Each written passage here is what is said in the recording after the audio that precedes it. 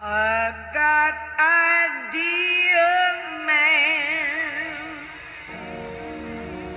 You take me for a walk under the sycamore tree,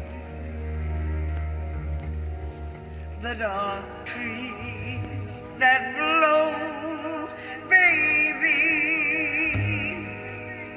in the dark trees that blow, and I'll be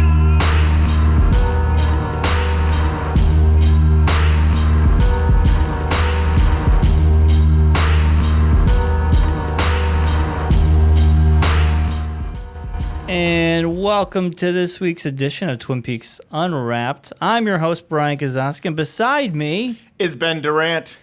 Ben, we are back in the studio. Back where we belong. Back home. Home. Just like this week's episode. This week's episode, The Return, Part 15. There's some fear in letting go, and it aired August 20th, 2017. Yes, what an amazing episode. I will say right now, it had one of my all-time favorite moments. One moment.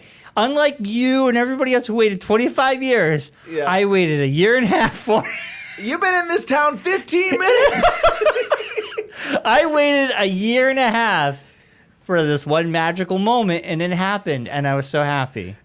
And this moment, what gets you up to the moment is first with Nadine with her golden shovel walking down the street. Yeah, she's walking down the street, and I'm thinking to myself, oh, this could go either way. Or she's going to go to Dr. Is she going Amp. to beat Ed up? Take that shovel. Yeah. A big log. She walks all the way down to Big Ed's gas farm with the shovel, and she tells Ed, like, straight, just says, listen, I know you've been in love with Norma, or you've had feelings for her for this long. You're just putting up with me because you're a good guy. Yeah, you're a saint. You're a saint, and you deserve better. And Wow. I've dug myself out of my shit, and Dr. Amp, she seems to have maybe a thing for Dr. Amp, but she really likes what he says and what he does, and I kind of feel like she'd be part of, maybe be with Dr. Amp. Yeah, or maybe, Jacoby. you're right. And I think for the longest time, I feel like sometimes she felt like she needed others to make her better. Like, and here it was, no, I can take care of myself. I can open up my own store. I can do this on my own. I don't need anybody else. And like, I love this line where she says, "True love is giving the other what makes them happy." And that is like a really healthy relationship. A healthy relationship sometimes, I mean, there has to be compromises and stuff, but it's really about seeing the other person and seeing what they need and trying to work with them. And hope in return that partner will do the same. Yeah, exactly. And I thought, it was so good. And just like the title, there's some fear in letting go. I mean, she walked, and she said, Big Ed, he's like, you might change your mind tomorrow. You can't, you don't know what you're saying. Right. Tomorrow it could be different. It seems like in the past, maybe she's changed her mind. I mean, she was a teenager at some times where she might have forgotten things, but there's times where she's changed her mind. Here's something for you. This only was in the pilot, but I thought they lived across the street from the gas station. In the pilot, You're right. I always thought they lived behind or near it. They must live right next to it because she'll come out. It's like, when are you gonna do this, Ed? And it's like, okay. Yeah, and she would yell. Right. And he could hear her from work. It's possible she was coming from her store. Yes, that's and what I'm the store thinking. would be into town, so it could be a few miles away. And that's probably what it is, but I was just thinking, she can't be coming from her house because that's like, I thought it was like across the street or something. I totally agree. And also I was thinking about the whole idea of true love is giving the other person what they want to make them happy and stuff. I was thinking about that whole Andy and Lucy in the whole chair debate. In the end, they both actually gave each other what they wanted. Yes. The whole, like, what was it, red and beige? Or something like that. They went back and forth. Andy finally gives in, and then it looks like Lucy's going to buy what she wants, and in the end, she bought what she thought what Andy wanted. Yes. So that was a sweet thing. Again, that's what love's about, is trying to make the other person feel good. And this was like something surprising in this Twin Peaks return because we haven't seen much of this happiness. Yeah. It's kind of been despair and sadness a lot, and I thought this plays out for like almost 10 minutes, I feel like.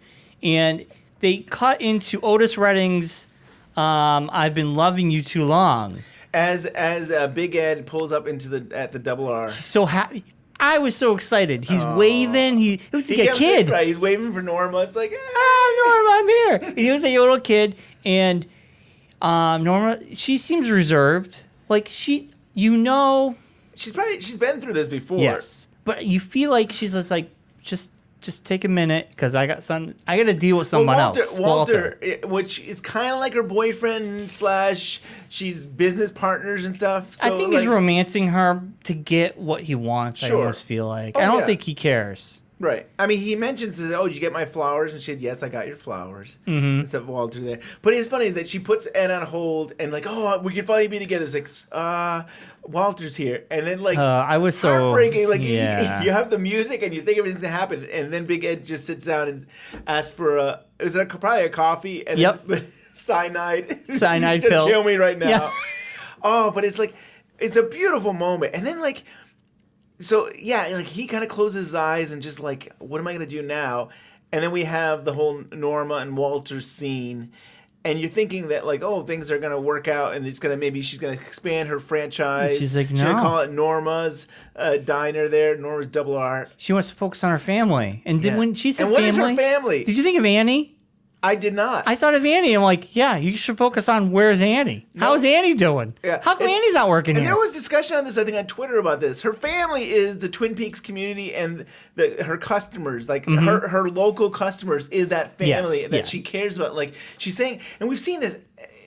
We kind of make jokes about this. Every time we see Norma, she's doing paperwork. Like, she's always in that booth. And it's kind of like a run-on joke kind of thing. Like, is that all they shot of her for the whole series? And the idea was that, like, all she was doing was paperwork because she had 6 diners that she was taking care of. So all her time was that. It's like she doesn't want to focus on that. Like, she doesn't have to make lots of money. She'd rather make a decent amount of money and be able to be with the community. So to me, I knew right away when she was talking. I mean, I thought of Annie for a second. I did think of Annie, but I was like, no. She's talking about her family is this local community, the people that she loves, her regulars that come in every day, and just having a slice of pie makes them so happy. I agree.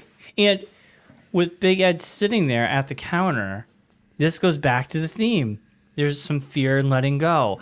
I'm seeing Big Ed. He looks like he's meditating. Yeah. But what I thought, he's meditating almost to the fact Nadine let him go. Yes. And he has to come to terms that he would have to let I Norma didn't even think go. of that. Yeah. You're He right. looks like he's fighting this urge to be emotional to just say, listen, if this doesn't work out, I'm going to be by myself. Wow. That's what I thought. I was kind of, awesome. but the music, something about the music told me this was going to work out in his favor. The music stopped right when he I said, know, it and stopped. that was a nail biter. Yeah, it's going to like, oh. But let's just say this scene that David Lynch, how this was filmed, it was just beautiful. It's just that shot, and then you see her hand on his shoulder. Right before that, so what you were saying about his meditation, I always thought as he had the will. Like, this is like, he was almost like praying. He was almost like, I know the odds are against me. She's with Walter, but if I think hard enough and I feel it,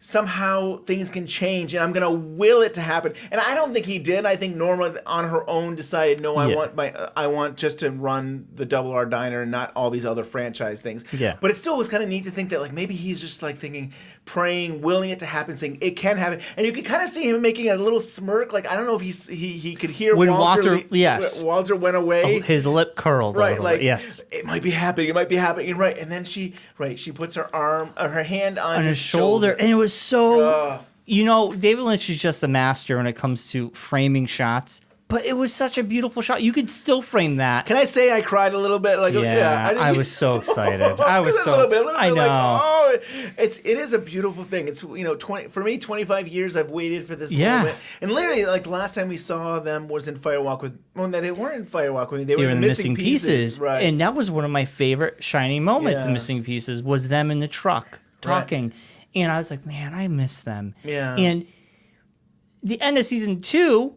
They're not together. they leave on a bad note. Well, Nadine wakes up and Yeah. it doesn't seem like they're going to end up together, right? Yeah. She's like, "Who are you?" It's to such a Mike. beautiful. And I thought about how Norma put her hand on his shoulder, and for some reason it made me think about how there's a couple other times in the series that we have like David Lynch putting his hand on Diane's shoulder in the plane. There's a couple of times like that where I don't know. It just made me think about that. It's weird how some characters have been putting their hand on shoulders. I can't remember the other scene.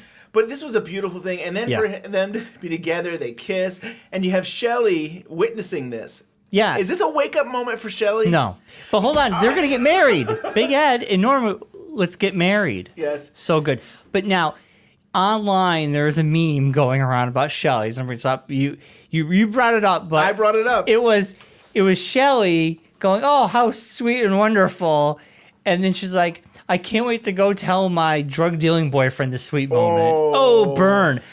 I honestly do think it's a wake up. I think that I feel like Norma's always been kind of like her mom in some ways. Like she's always looked up to her. Yeah. They've been in it together where they've picked wrong guys in the past and they've been there for each other. I really think she'll see that moment and realize, what the heck am I doing? I should be with Bobby, and that's the right thing to do. And that she realizes that's what true love is. But I want to believe that's a moment for her. It's Twin Peaks. I doubt it. Yeah. Can I say next week? Yeah, maybe. Next week. But also, you have to think that Big Ed has been waiting in the wings for this long, and we don't know how many previous boyfriends that Norma may have had. Yes. So this is a long time coming. A long time. Really it's cool. hard to imagine. I mean, this is the way you had to tell the story. You couldn't have them together. You needed the payoff. Like the fans deserve to see them on screen together and stuff. So it makes sense that they had to be separated for 25 years. But it is. So here's what I was thinking too. I don't know. I didn't do the math very well, but it might be possible that it's been 50 years since they've been together.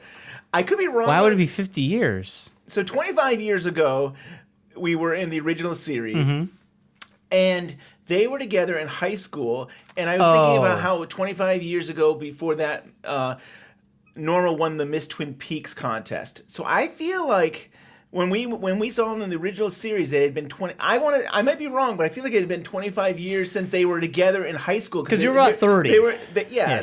Ish, maybe. Yeah, I don't know if they might be older than that. I don't know.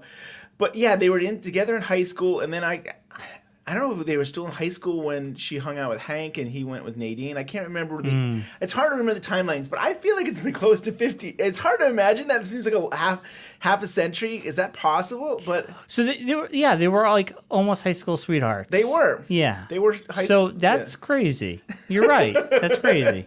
And I want to say, happy 50th show to Diane. I know Diane just had their 50th episode. Oh, amazing. I know. I remember back in the day. Remember back in the day where we hit 50? No. They're still youngins there. Yeah. But congratulations to you guys. Yeah, for that, yeah. So. I'm listening to them talk about episode 4. I don't like to be ahead. I'm behind. I'm so behind. Part 4 Part of this 4. season? Yeah. You're a little behind. I am. All right. This is what I like to do, though. So the next thing we get is are we going on to the electric pole? Yeah, we're going to go the convenience store. Yes. So the first thing we see are these electric poles, and I think that's what Andy saw in his vision. So there's all kinds of things. He saw the electric poles, wiring, and then I think he sees the convenience store, and that's where we meet up with Mr. C in the part. It was so cool. We saw the convenience store, and I'm like, oh, this is going to get good. And then, if I remember correctly, that was a original woodsman outside, not like a new woodsman. Good, interesting. It was kind of. He was in color. He wasn't black. In living color. So that's how I thought. I'm like, oh, this is interesting. So then he walks him upstairs, and they go through this gauntlet of places that we've all been wanting to see. And I was like, the Nadine stuff and the Norma Big Ed took me on Seventh Heaven. This was like beyond. This is like a roller coaster. Right. I thought I was at the top. Nope. There's so much more. But how it was so cool to see. They walked into the room from Firewalk Me the painting. No. Right? Yeah, there's so much more before that. What? Well, they walked into the stairs. What am I missing? Well, I'm only going to say that there was no, above the convenience store in the literal sense. Oh, they literally disappeared. They go up the stairs. There's no door or anything, and they just disappear when they get up the stairs. But there's no second. physically we see no second floor, but it's interesting to see that they went up the stairs and they vanished into another world. It's their own plane of Yeah. existence, because we see this when he's walking in between the painting, the Laura Firewalk with Me painting, to the hotel. And when you say the painting, we're really talking about these like flowery designs of wallpaper that I think some people. Mrs. Tremont gave Laura. That was which the I painting. think some people noticed it in the vortex. Yes. a few parts ago that in the vortex the woodsmen were on the stairs with the flowery, yeah. So yeah, and we that's cool. actually see that stairwell. But before we get to that point, he walks in and there's a guy, a new woodsman, I guess, next to this machine, and he's got like blood and stuff coming from his mouth. Something goop. So here's my first correlation. This is something that's been happening in Twin Peaks: The Return. Correlation between woodsmen and people in the real world. Drug addicts, or the sparkle, or they're messed up. I'm going to correlate that woodsman. I correlate him with Billy. I'll call him Billy. We haven't heard the word Billy, but I will say right now my theory is that guy in the jail cell is Billy. This is an original theory by Bryon. Yeah. Okay. And there's two correlations in this one. And if we go back, there's more. He had the stuff coming out of his mouth. Yes. And he's sitting there, and I'm like, that's weird. It's weird. And we've seen a woodsman that was in Hastings when he went to the jail. Yes. And that woodsman disappeared. And I feel like these woodsmen come in and out and there's drugs, but these woodsmen are correlated with the drugs, I think, somehow. I like the theory. I like the theory, but we'll talk about the second one, which everybody noticed. I noticed it too. We'll talk about it at the very end. Okay. You know what I'm talking about. Maybe. Yeah, maybe. So we go up there, and he hit the switch. Oh, first he goes, "Where's Jeffries?" Right? He wants to know where's Jeffries, and he goes, he's waiting for you. So I'm like, oh my God. Did a part of you say to yourself, we're going to get that secret David Bowie cameo? Yes, I've been waiting for this. Somehow he was able, before he passed away, to, David Bowie was able to film that. I was hoping. I'm glad this happened, so we all get that out of our system. Yeah, but you're talking about the machine there, the electric thing, and he's asking about where Phil Jeffries is, and then we get that image of the jumping man, and we should get into that. Okay. So yeah, go. You go. Why don't I say that you shared something with me, and then I went further with it, but you shared. You want to go first, and you're gonna right. go on to that. Okay, so there is a big thing. I didn't notice this. I give credit to the community at large. Someone paused it and said, "Oh my God, there is a superimposed image of Sarah Palmer, and it looks like could be others. Maybe Leland's on there. I don't know, but everybody has seen this, and it clearly shows another face superimposed, and it does look like Sarah. So if we take that theory,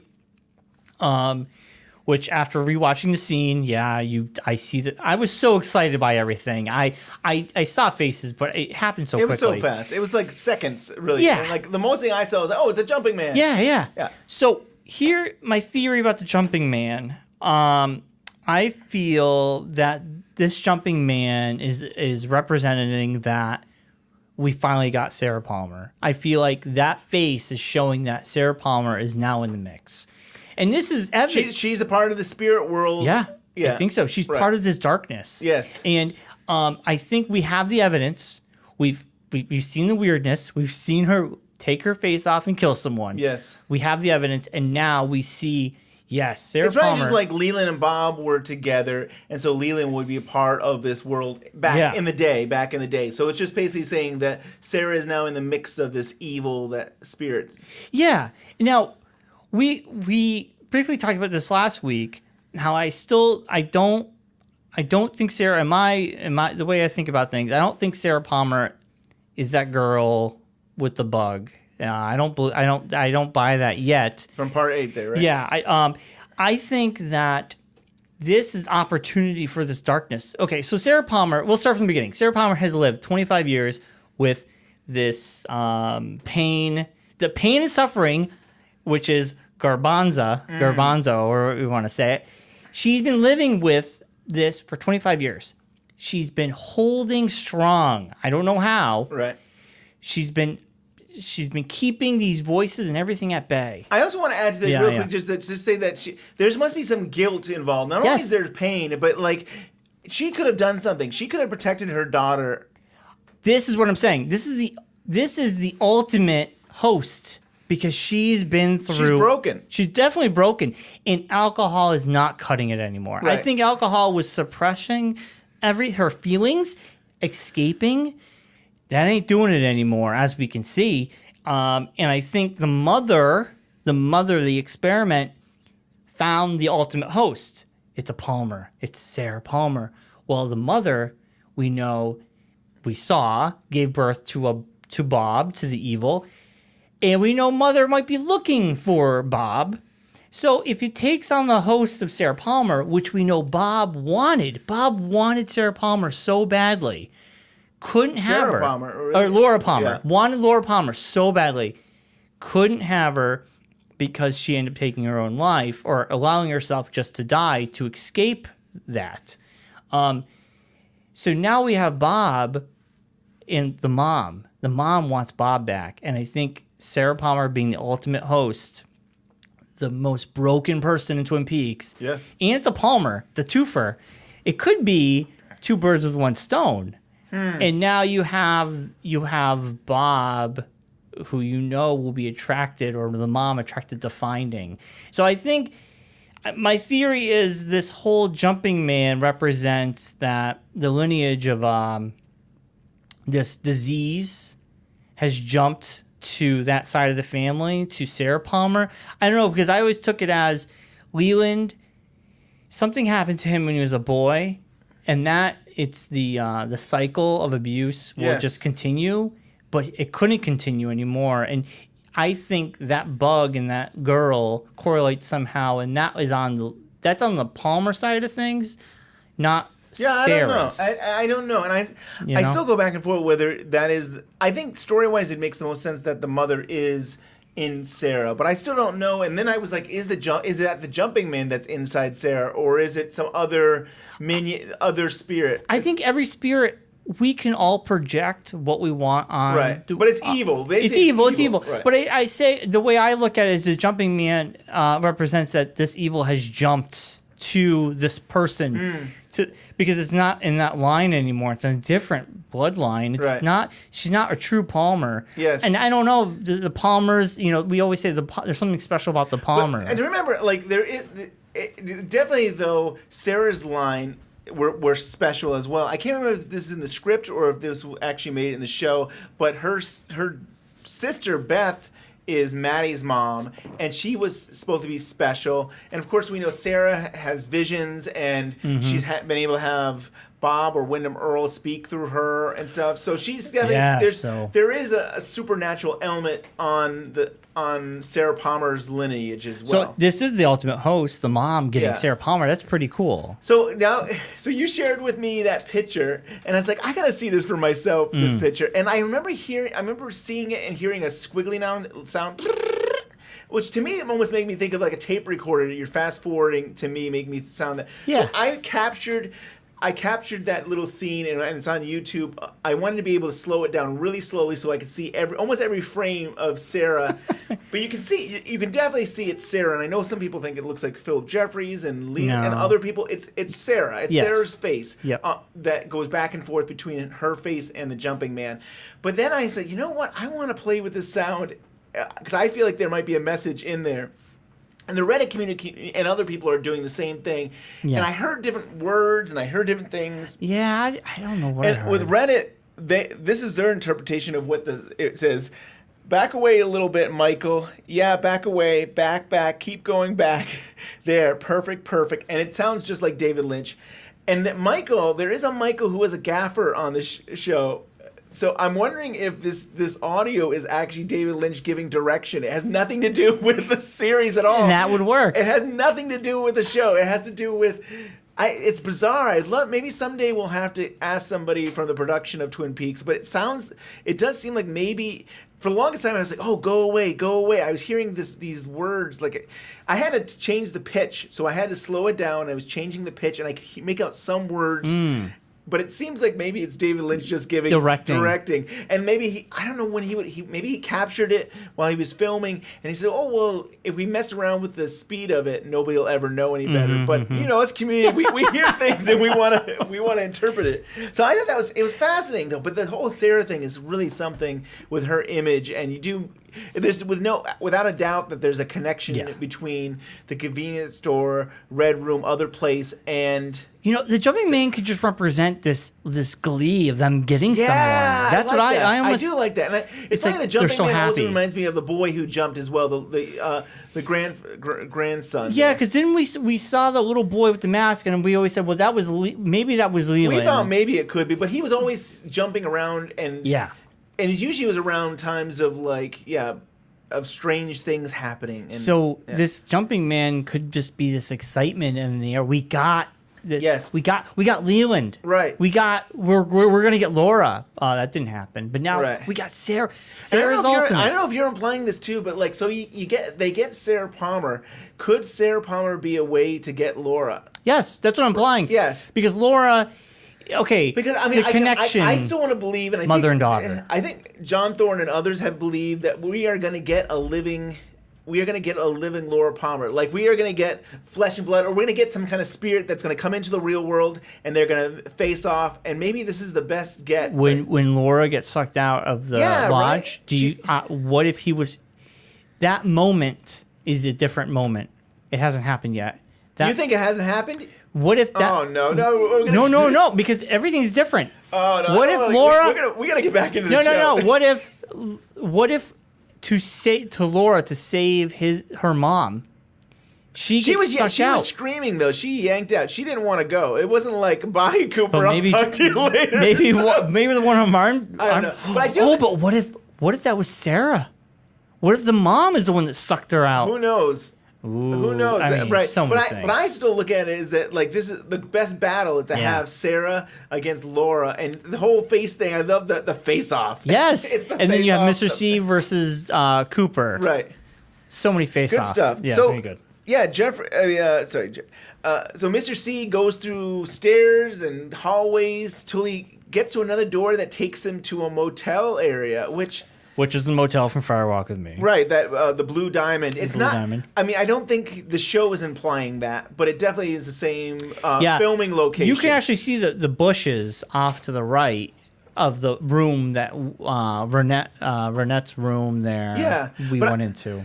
But it definitely feels like it's another world. Like you have a character who's talking backwards that unlocks the door for Mr. C. And so it definitely is not. It's not our real world, but maybe it's using what we know of reality. Like it's using houses and stairs and things that we can comprehend to help us understand. All things that have been part of this evil. Yeah, they're correlate, and it's so cool. It's so cool. I was so ecstatic. But when they bridged the gap, when they walked, they were fading into the woods. Yeah, that was cool. I love that. So it's like. Yeah, it's really cool. So there's just like the woods, you know, they always say the owls, and there's something out in the woods. Right, well, it's evil, this dark... This energy that connects all these places. It's cool. I was going to wait till the end, but let's just do it now. We'll get back to Jeffries, and yet at the end, once Mr. C leaves, the whole convenience store disappears. Yeah, so to me, that says that this can appear anywhere. That's what I'm thinking. Yeah. Is it like Lost? The island could just be time traveling? We won't go there. You didn't want to get into Lost. Ben, he's underneath there with a thing. I gotta push this. I got the wagon. What is it? No, it's the wagon wheel. The wagon wheel. We don't want to go there. Yeah. You know. All right. But I like that idea. It's still, but I mean, they still seem to be somehow connected to the woods. But it's fascinating to think that maybe this place can go different places, and there is no real supernatural-ish. Yeah, or maybe it's just a gateway into this place that you could go. But yeah, so we get to Jeffries. He's a tea kettle. But he's got this kind of dome shape that we've seen. It reminds me of those domes we've seen. Yeah, I agree. And it just has this little kettle-esque thing gosh. with a bubble. Right. It's so funny that, like, I have an HD 4K TV, and still How's that run for you with that? It's so dark. I'm always like squinting. It's like, what am I seeing? Like, it's still. I mean, it's still kind of. It's just the way that David Lynch, even like you going down that road to get there, and it's so dark. And I know that Lynch purposely does that, and he makes you kind of think about things in your own head. So it's like, okay, it's a very dark room, and I see steam coming out, and I guess that is Jeffries. Is Jeffries in the pot, or he's become this pot thing? And well, it's like, okay, David Bowie's dead. There's nothing we can do about nothing we can do. this. So we had I liked it. Little Man from Another Place become a tree. We can have Jeffries do this. I think this was John Bernardi who's saying about Wizard of Oz, and we have the Oz behind the curtain, and this is kind of like that. I agree. We finally get to the guy that has all the answers. The voice actor did a great job. He did a great job, and they did a flashback with David Bowie, which was great. I love the flashbacks they've been doing. But the interesting thing is, all of a sudden we're getting Mr. C saying, who is... Well, first they go through the rigmarole. Are you Cooper? Yes, I am. We met. We talked. Yada, yada, yada. Who is Judy? I was just like... peak now, like they're gonna ask who Judy is now. Awesome. Where did this come from? They haven't mentioned Judy this entire time. Were you excited by that? I was so excited. At 25 years, we're just about at the 25th anniversary of Firework with Me. I was so excited. This is planned. What if next week we find out who Judy is on the the week of the anniversary? Right, that would be amazing. They're very smart. They're so smart. I was really worried actually. I was like, oh, maybe they're not going to talk about Judy. When they go there. Well, and it makes sense though that it would be Jeffries who would be the person to say, Judy. Well, first, so I've gone back and forth about who Judy is. We'll go into that in a minute, but Jeffries says, they mention Major Briggs, right? Did they mention Major Briggs? No, I don't think so. No? I'll just say this. You've already met Judy. Yes. Okay. So I think that was really cool. So first of all, it's amazing to me the all-powerful Mr. C doesn't know who Judy is. So I think that's incredible because he knows so much. He knows about the Dutchman, and he knows about so much things, but somehow he's not been able to find out about who Judy is. And I think that's to me that's really intriguing that he doesn't have all the answers, and he's concerned of what does Judy want with him. Like what's the connection between Judy and Cooper? Yeah, and he puts out these numbers, and from what I got gathered, it was 480551. Same coordinates to Twin Peaks. Same coordinates that were used by Diane that she found out. She the arm there that was. But weren't there more numbers than that on the arm? 480551. I think we didn't get to see all the numbers that Jeffrey was giving out, but I'm pretty sure those are going to be the same coordinates to Twin Peaks. What do you think? Let's get into this right now. I'm torn between who Judy is. I really am. Every day I think about this and I change my mind. I don't have Yes. My gut tells me it's Nadu. My head tells me it's Major Briggs. I struggle with it. Yes, and we talked about Twin Peaks problems. We were talking about this with when we were chatting, texting and stuff. That it would be funny if it was Major Briggs because Major Briggs, his first name is Garland and Judy Garland was Dorothy in Wizard of Oz, and if he had a code name Judy, Judy would make so much sense. Cool, if he had a Blue Rose Task Force code name, right? Judy. Oh, but it makes sense with okay. On one hand, if we say Major Briggs, he time travels and he doesn't know where he goes. True. And he definitely would have a chance to run into sort of like a Dorothy character. Yes. She's meeting new characters in and out. Definitely could run into Philip Jeffries. But home was his anchor. His anchor was always home, and he cared a lot about his family and loved his family. I almost think about Wizard of Oz. No place like home. And I think of his character, home was his happiest. Yeah. And he predicted what would happen with Bobby. And he had the little silver thing with the chair. He planted all these things. I don't know. part of me felt like he's almost the wizard. He's became the wizard, you know? But Nadu, if the coordinates are to believe that it's Twin Peaks, we have Nadu, who's now in a holding cell. If she's Judy, now you've told me the whole story about how we were going to have Josie's sister be Judy. And some say it might have even been her twin sister, maybe, possibly. This woman is of Asian descent. So this was an idea that Bob Engels and David Lynch thought about. They never really went anywhere with it. I don't think it was even in the scripts. I think it was just something that out there. Something they were planning on doing, and then they didn't go that direction. Okay, we go with that theory. This woman is an Asian descent, and she's making monkey noises. We didn't talk about this last week, but she's making it again on this part as well. Yes, she's like, and then you have Billy mocking her. Well, not mocking, just copying her. Yes. And he's making them. We call him Billy, the drunk there, the drunk in the jail. Yes. So, and there's a correlation with drugs and people repeating things. Oh, yeah. All the time, even in Fire Walk with Me and the original series, but this especially. The monkey noises. Now, we saw Fire Walk with Me, the monkey. Judy is a monkey with the face, with the mask. Well, no, the monkey is saying Judy, but the monkey isn't Judy. It's not Judy. But it's whispering Judy. If the monkey's whispering Judy, or from what my ears told me, it was Jeffries. I hear Nadu making monkey noises. That's why I like that. I don't know, like the connection right? that she could help out Cooper, and I do like that in some ways. But oh God, I mean, there's so many good stuff that's going to happen in that jail cell. I know. Of all the players we need, are they just going to keep on going? There's still plenty of cells for people to get locked up. They're literally getting everybody together that needs to be together, right, to help each other. And then there's going to be a prison break, and they're all going to work together on Fox this fall. Twin Peaks prison break. The spin-off series. But who do you think? What's your head telling you? I always love the whole Laura Palmer theory that she is Judy. I don't feel, because she's the one. How many titles does she need? I don't know. She gets to be the one. Right. Here's what she can't be everything. Here's my craziest theory, and there's no way it's going to be possible. Yeah. Diane. You said that to me, and I was like, I don't have any evidence on that. I have no evidence about that, but my only evidence is that she's kind of been part of the Blue Rose Task Force for really a long time. Wait, I thought they just put her in it like a couple episodes ago. She took notes, and Gordon Cole basically said, "You've known about this for a while." So she's kind of like helped out Cooper for a long time. He even in the Fire Walk with Me, he says, Cooper says, this is another one of Cole's Blue Rose cases, and so he shared his notes with Diane. So but now she's official.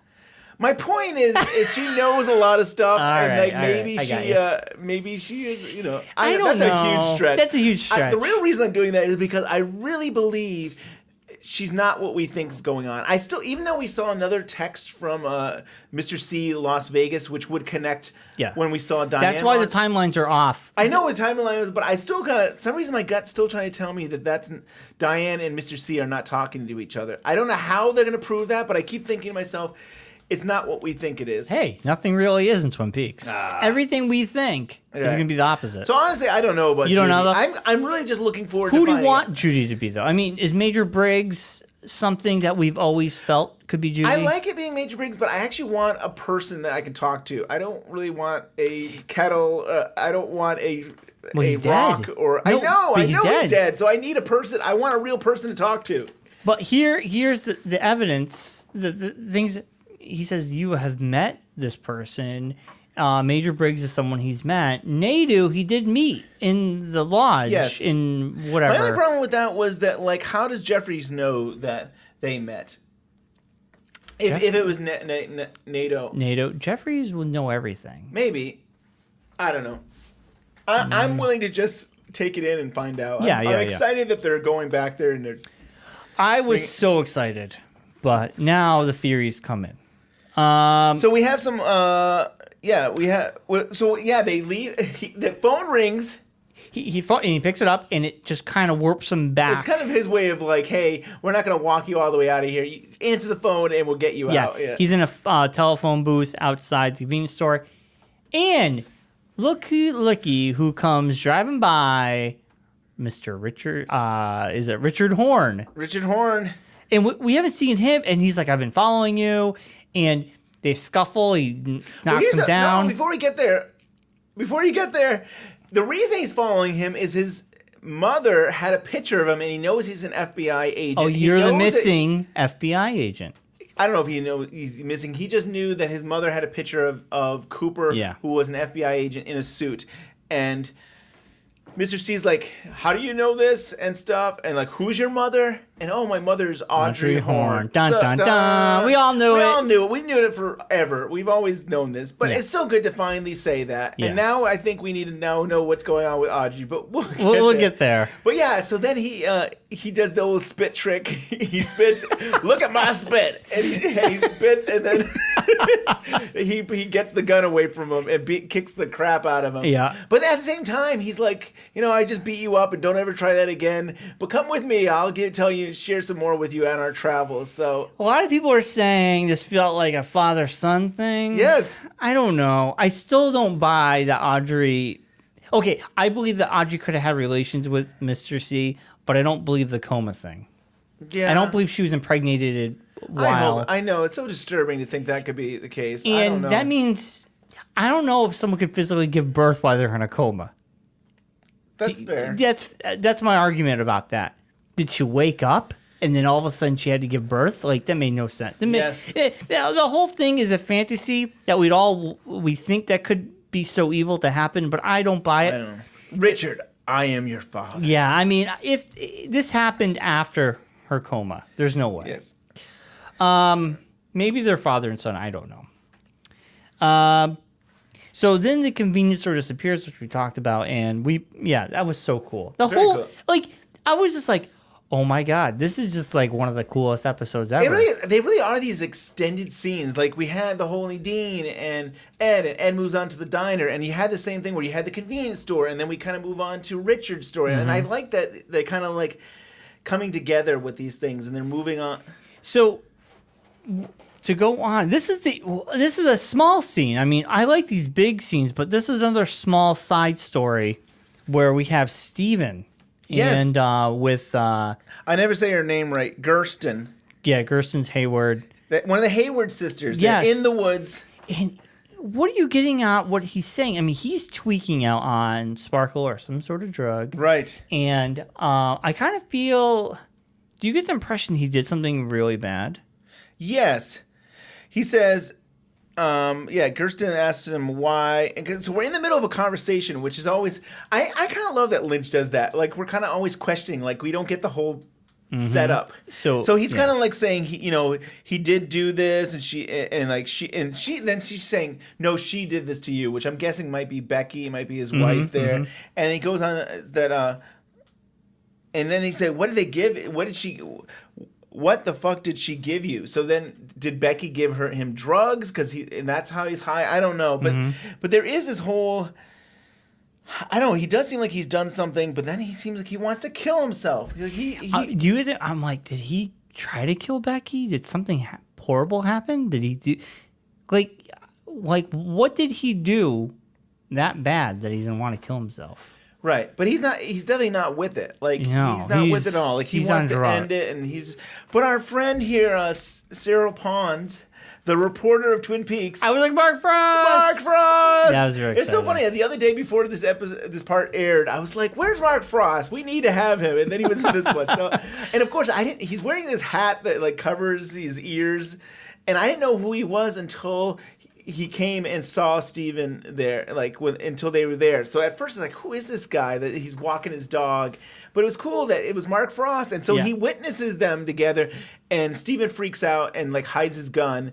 And Gersten, she takes off. She hides behind another tree. She runs around behind the tree. Yeah. And then Pons runs off, and we see it from the perspective of Gersten, and we hear a gunshot, and I guess we're assuming that Steven has killed himself. Yeah. I think she was trying to persuade him, because I think they was either going to have sex the way they were talking. Well, he said that He wanted said to, but I was thinking that she was willing to do anything to keep his mind off of I don't know. what... She freaked out a lot. She was crying. I don't know. They were both on... I think she was on drugs, too. Yeah. But I kind of got this impression that she was trying to calm him and bring him down with any means possible.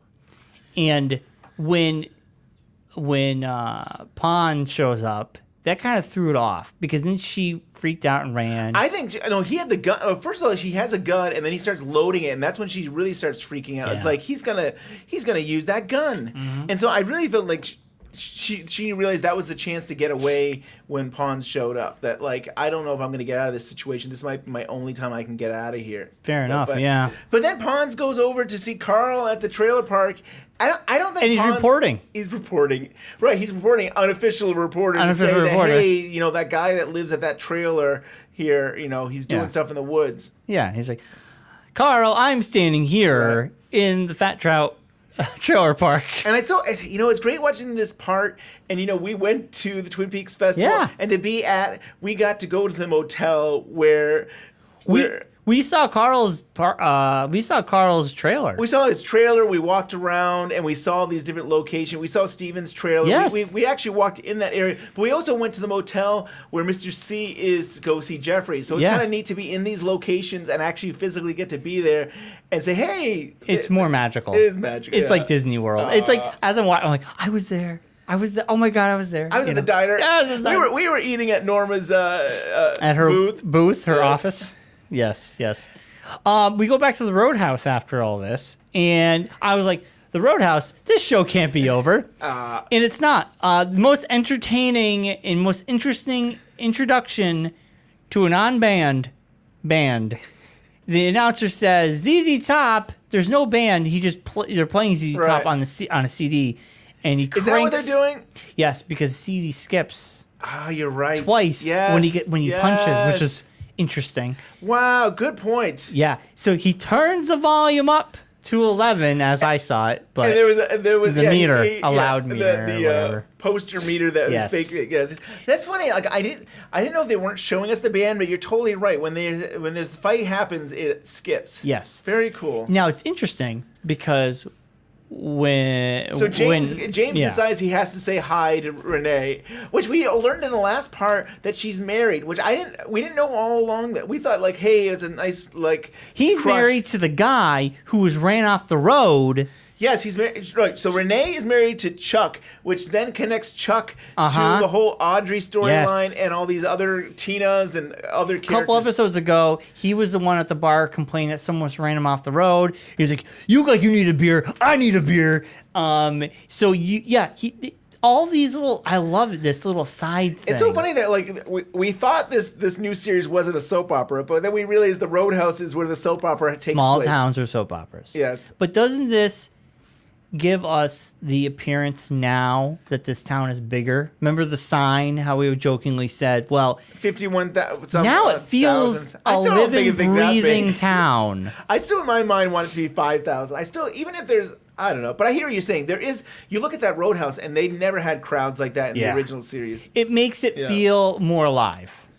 Right. Yeah, I like that. That's so cool. Chuck does not like that James says hi. You know why? James was in a motorcycle accident. This explains his weirdness. Who just walks over and just goes, I just wanted to say hi to her. I like her. Yeah, it was weird. Oh. It was weird. I love James and all. You're going to blame it on the motorcycle accident? Yeah, I think something happened. Oh, maybe. Maybe social skills, he lost them in the motorcycle accident. Maybe. So Chuck beats up on James. Chuck's a jerk. Yeah. He should just let James say hi. Come on. What's it going to hurt? Well, after he says hi, though, he says, I like her. And yeah, but Renee's married. Okay, here's the difference. James might like a girl. She's happily married. James is not going to just walk over, smile, say hi, and sweep her off her feet.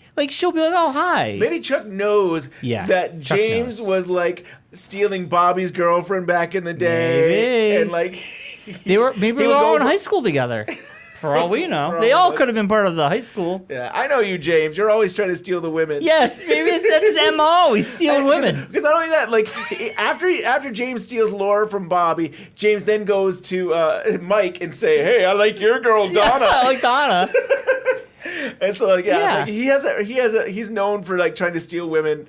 Maddie, he had briefly. Yeah, Was I don't know if Maddie? Maddie was with somebody. I think she actually might have had somebody. Yeah, maybe. But so James, his MO is to steal women. And but there's this fight, and we have Freddie, the guy with the powerful green glove. so this was giving us an idea of how powerful this is.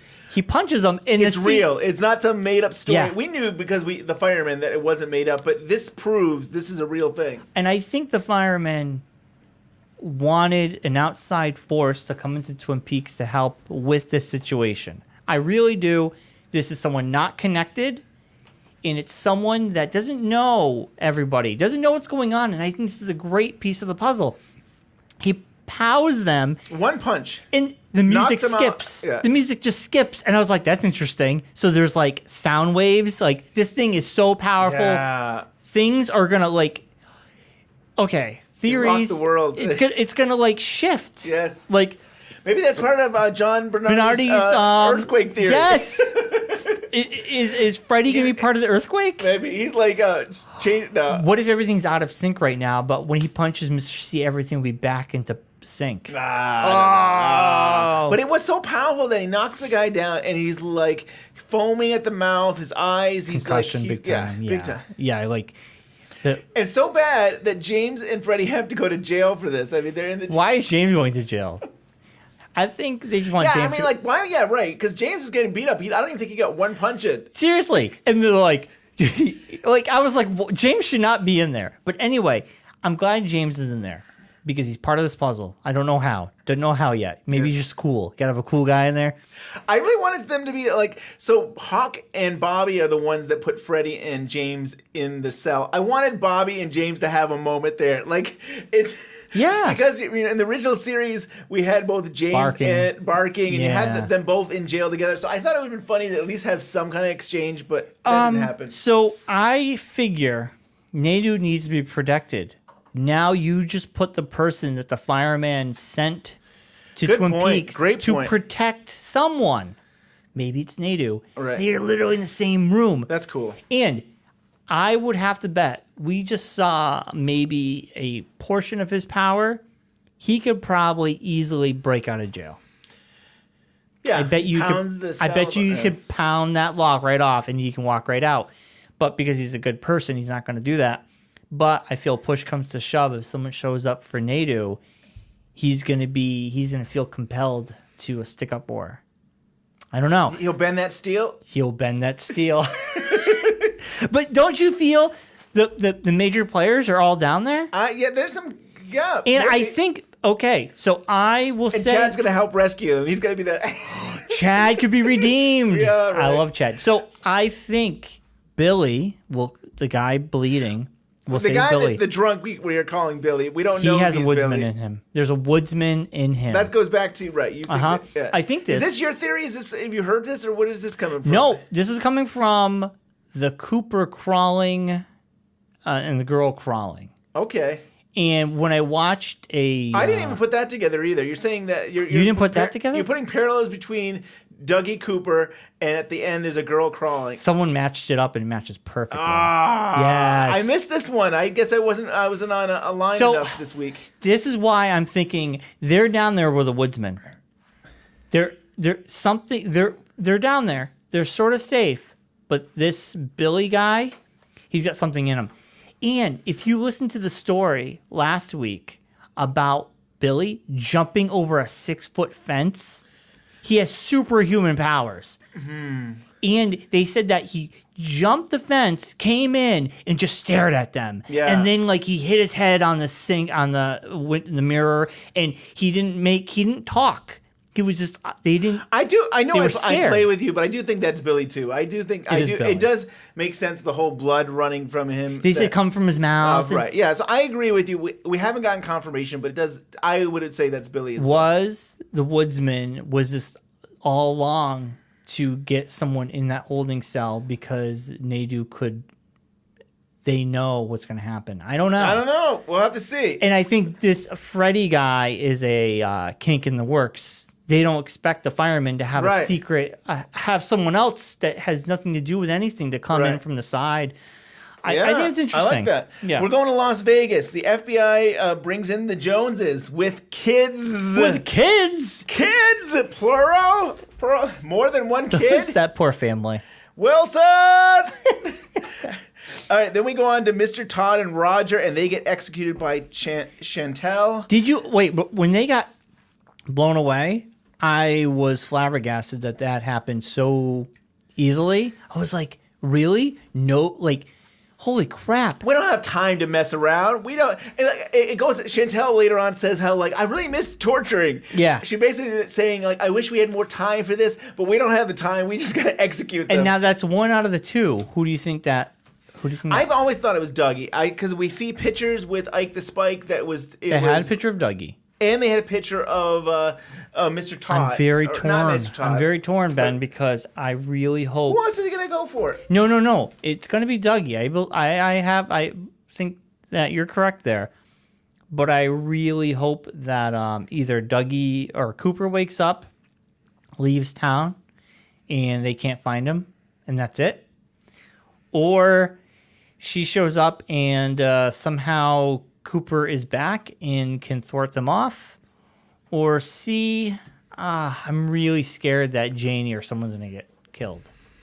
I don't want that. Yeah, I know what I'm can't see that saying? with the kid. I don't want to believe that's going to happen. We either. just saw the warden get killed and the kid ran out, so anything's possible. Anything is possible. They didn't want to say that. Yeah. Yeah. So Very sad. I don't know how I want that. I don't know what the outcome's going to be, but either way, I just hope it's in the favor of that family. Yes. Yeah. At the Joneses' house, Janie gives Coop Dougie cake. Another Chocolate piece cake. of their son's birthday cake. Yeah. They're still eating that stuff. I'm surprised it hasn't gone stale. It's only been a Again, couple of days. Yeah, it's only been a couple days. I mean, in Mr. C's timeline, it's been 5 days or something. He was talking about 5 days since. I think 5 days since the last time he talked to fake Jeffries or the imposter. So it's interesting to see. We don't know how long it's been. It probably has been close to 5 days too. Yeah. So it's been less than a week. But we have Busy week. Busy week. Dougie is sitting eating his cake, and then he plays with the remote and accidentally turns it on, and on the TV is Sunset Boulevard. David Lynch is one of his favorite films, and they say, "Get Gordon Cole." And that was finally a trigger. Finally a trigger word. A real trigger. A real trigger. And I was like, oh my God, he has this epiphany. I know he's like Yeah. awakening that something. And I know what I feel, but why Gordon Cole? Why does that word mean so much to him? Well, I mean, Gordon Cole was like his boss and Yeah. a friend, and he loved Gordon Cole. I mean, when Gordon Cole came out in the original series, he didn't even know he was in the room, and he would point right at him. Yeah. He knew. Right. And I think Cooper's always been about his work. He's passionate about his job. And I feel like that Gordon Cole word means him like that's my mission in life. That's what I should be doing. His mentor, but like it wakes up saying, hey, I shouldn't be doing this. I should be going to find Gordon Cole. So it seems like there's like a piece of him that is waking up, and he sees the outlet, and he thinks like maybe this will help me recover. I'll stick my fork in there and see what happens. See what happens.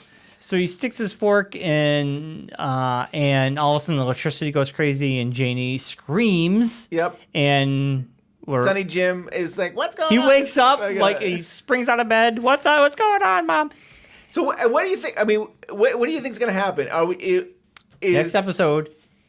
Dude, I think he's going to wake up. This is it. I think you're right. I think the fact that we all said it's going to be the last 2 to 3 hours. It is. I think you guys were saying that from the beginning. You didn't want to believe it. I didn't want to believe it. I think the payoff is going to be so great to have that moment that we went through this journey with Cooper Dougie. Yeah, I agree.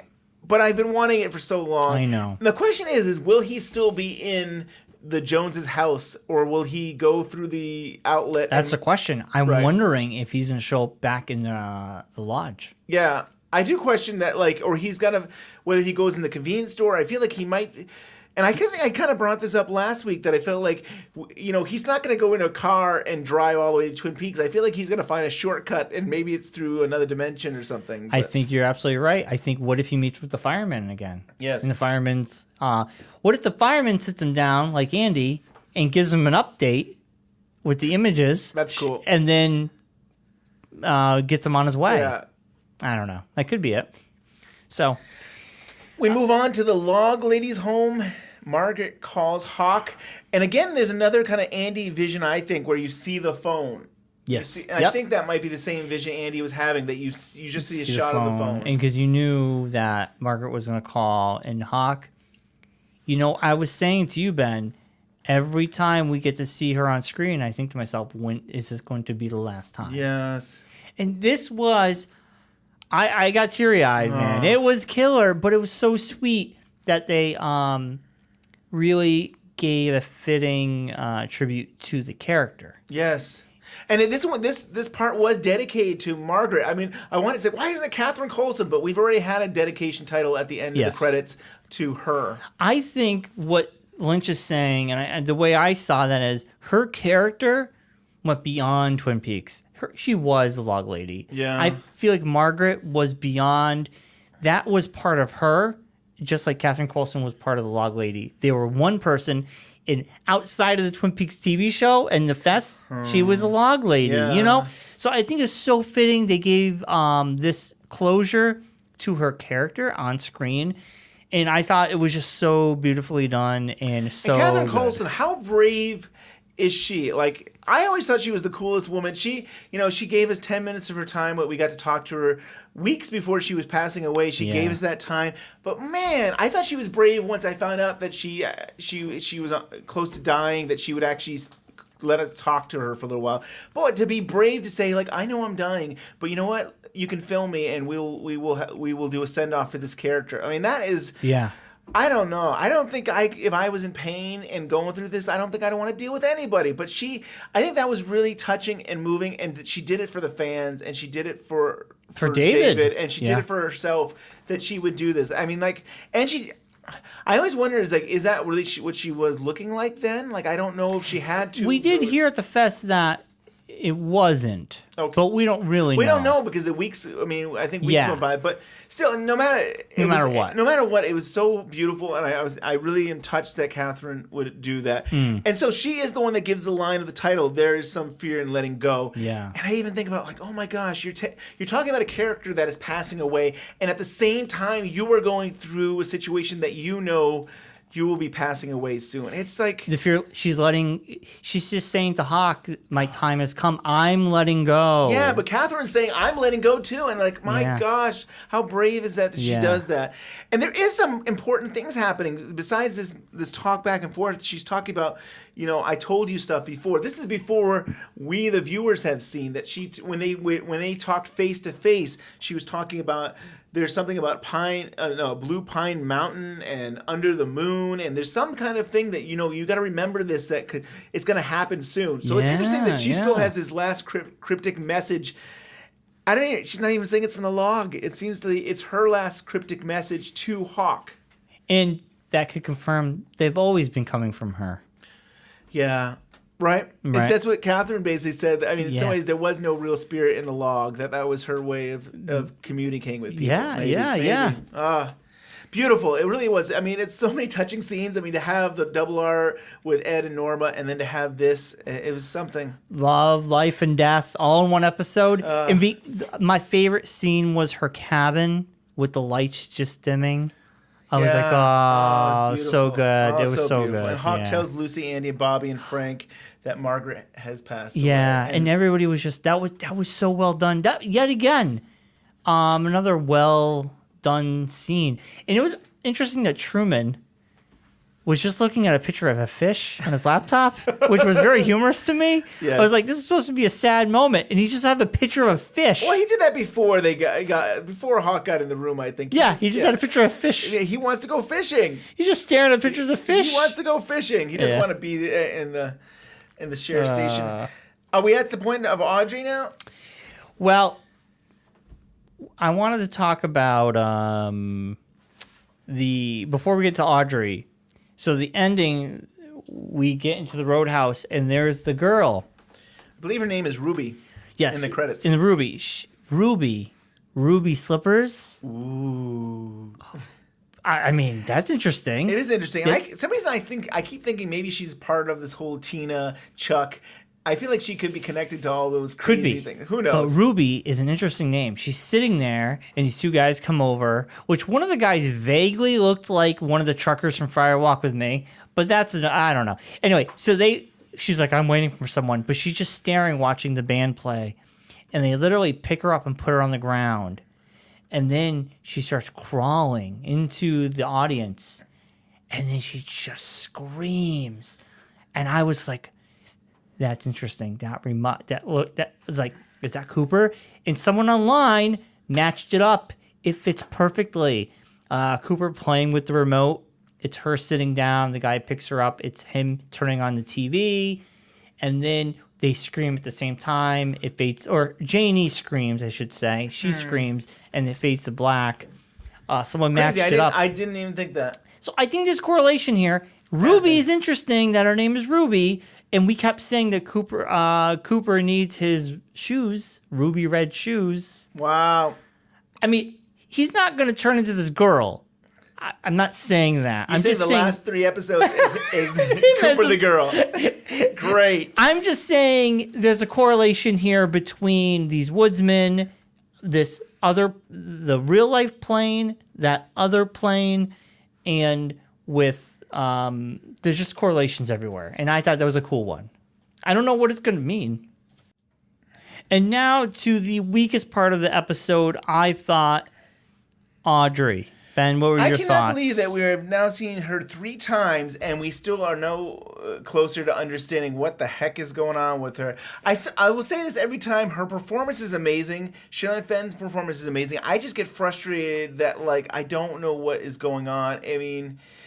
She wants to leave, and then Charlie has his coat on, and then she seems to making a reason why she can't go. And it's all Charlie's fault. And then he decides, he's like, you know what, I'm going to sit down. And she jumps on him. She is actually strangling him. Yes. Strangling him. And he is coughing and stuff. And I want to believe the next time we see her that this will finally, either they'll end it, either Charlie will stop this. Like, is she in a mental hospital? Because some people are saying that, they mentioned the word nut house, that some of these other characters she's brought up, like Tina's daughter has mentioned nut house. And I think if we're saying Billy is the drunk guy, he's saying nut house. So is she in a nut house? Is she crazy? Yeah. Possibly. Is she in a coma? These are things we better by the next time we see her. But it's funny, most of these other storylines, by the 3rd time we've seen them, they've paid things off. Like by Jacoby, we knew what he was doing with those golden shovels. We knew after a while. I can't believe we still have no idea what's going on with Audrey. Yeah, I want to believe she's in a nut house, or she's a shut-in. I was thinking she's a shut-in, and he's trying to help. She's the new the new Harold Smith. Yeah. Edit. So that is Twin Peaks this week. Before we go, I want to remind everybody it is Fire Walk with Me week at our TeePublic store. We have new stuff from Andy, Susie, and Geneva. Awesome. They have contributed to us some fine artwork that we have put on T-shirts, wall art, cell phone cases, coffee mugs, notebooks, and stickers. You can go, the show notes has the link to our merch store or TwinPeaksUnwrapped.com. There's a link always right there. Go enjoy. There's a little sale going on right now. Some of the new stuff we put up is on sale. In celebration of Fire Walk with Me 25th anniversary. Yeah, on Monday, right? Yeah, so that's awesome. So thank you to everybody who's supporting us. We really appreciate, on a daily basis, we're getting people who are buying these items, which I think are awesome. Yeah. And it really does go back. It goes back to the artist. And us. And that really helps us. And the money that we get is going back into the show. So thank you so much for supporting us. Yeah, it's awesome. And oh, man, some of the stuff they put together is really cool. Yeah. So, I mean, if you see something on there, you can pick the color, you can pick what item you want it to be on, and it's really, truly awesome. And we encourage you, if you have a piece that you'd like to share and You think might be a good T-shirt or yeah, please submit it at twinpeaksunwrapped@gmail.com. We'd love to put that up there and see if share the work. Before we go, community feedback. I skip it every week. I'm not going to skip it this week. I'll make it quick. I know we got to get out of here soon. But Lauren Page Burner Lawrence, that's her name on Facebook. She's a page burner. You can like us on Facebook at Twin Peaks Unwrapped. She writes, duality being a prominent theme. I think the major dichotomy here, besides the White Lodge versus the Black Lodge, is fear and love. The two lovebirds near the box in New York attracted the deadly female figure with lust/love. And Matthew Lillard's character attracted the woodsman since he was quaking in fear in the back of the police car. I'm really hopeful Harry plays a role in these last episodes. And I wonder if Mr. C, fear, will reunite with Dougie, love, to become the whole Agent Cooper again. And I like to see another the duality, and that's a theme we don't really touch upon, but it makes sense that Hastings' character does get killed. He was scared. He had the fear in him. Right. But we know the woodsman had it out for him anyway. Yeah. We do have these doubles. I mean, we definitely are touching on doubles, and there's the doppelganger, and we do have these, similarities throughout the series. But, yeah, it's really cool to go back to the original series about the fear and love. Yeah. And we talked about that way back when we were covering that it seemed like Mark Frost wanted to bring that into a lot more of the storylines, and it kind of got cut out, where there was these storylines between Cooper and Major Briggs talking about fear and love. And, it's really cool. I hope we do go back to that in the end. Yeah, so do I. Thank you for the feedback, Lauren. And please like us on Facebook. We're well over 1,000. We're growing. Every Sunday, I post a photo of that week's episode, and the conversation continues. I love it. Let's continue it right through the ending of The Return. Also, subscribes. We're getting huge subscription numbers on our YouTube page. So thank you there. Yeah, that's really awesome. We thought that there might be another audience there on YouTube, and there is, and then we're having conversations there on YouTube. It's great to see in the comment section people are having discussions about it too. So thank you to all the people who are listening on YouTube for supporting us and subscribing to us on YouTube. And Ben's always making these cool little videos to put on there as well. So we're utilizing YouTube very well. If there's ever anything that you guys want for YouTube stuff, let me know. Maybe I can create something there. Or I'm big into animated GIFs. So if you want an animated GIF on Twitter, I could probably put something together there too. Yeah, pretty cool. And please remember, subscribe and rate us on iTunes, and we're on Google Play. And this is the last note, and we're out of here. A big thank you to the community at large for voting for us in the podcast awards. We are actually nominated in the TV and film category. That is so awesome. And that's out of 10 other podcasts that are in that TV film category. So, to be a part, to think of all the different podcasts out there that talk about TV and film. Nationwide.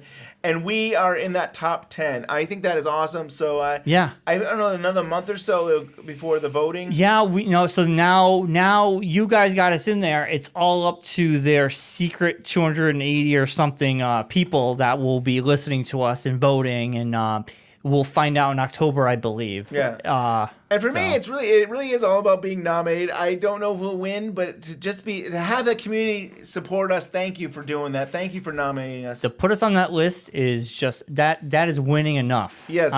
So and it's the only Twin Peaks podcast. It is. We're up against Fargo, Westworld, Game of Thrones. we're up to big names here. That's awesome. Yes. Love it. Yeah. So it's really cool. With that being said, Ben, I think we're out of here. See you next week, Bryon. See you next week, Ben.